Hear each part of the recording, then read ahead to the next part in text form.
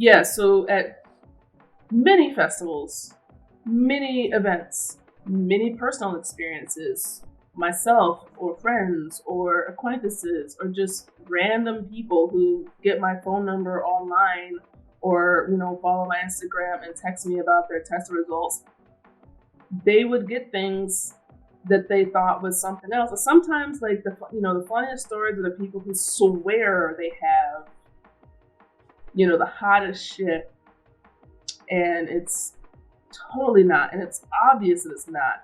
I mean, even by eye, it kind of looks sus, but by the time you do the drug checking, it's very clear that it's not anything like how awesome they thought it was. Um, I've had someone tell us that they had 100% cocaine. First of all, there's two things that are wrong with that. Purity is different from kind of the makeup.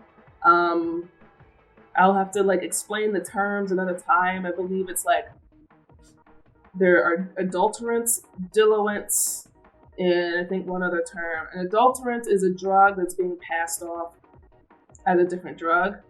So I'm selling methamphetamine instead of MDMA.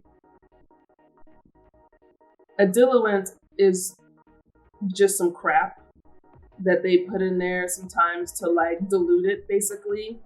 Be like, oh, I'm putting some baby powder into this cocaine, or cutting this cocaine with aspirin or something that's relatively it's non-psychoactive. It's not trying to mimic the effects or even potentiate the effects. It's just adding weight to it, bulking it up, making it stretch.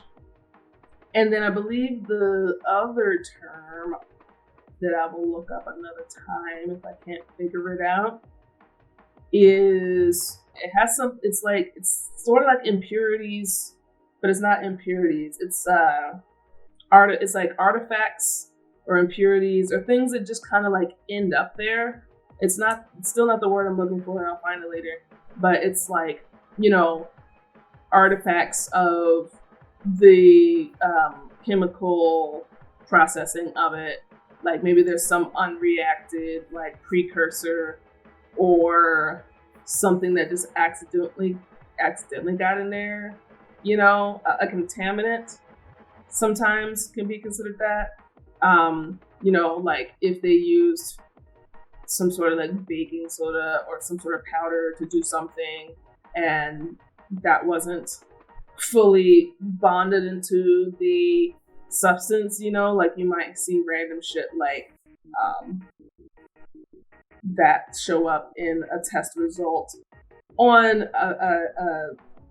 a machine that is capable of seeing those type of things, because most of that stuff is not going to test in the reagent, because that's not what reagents were ever designed for.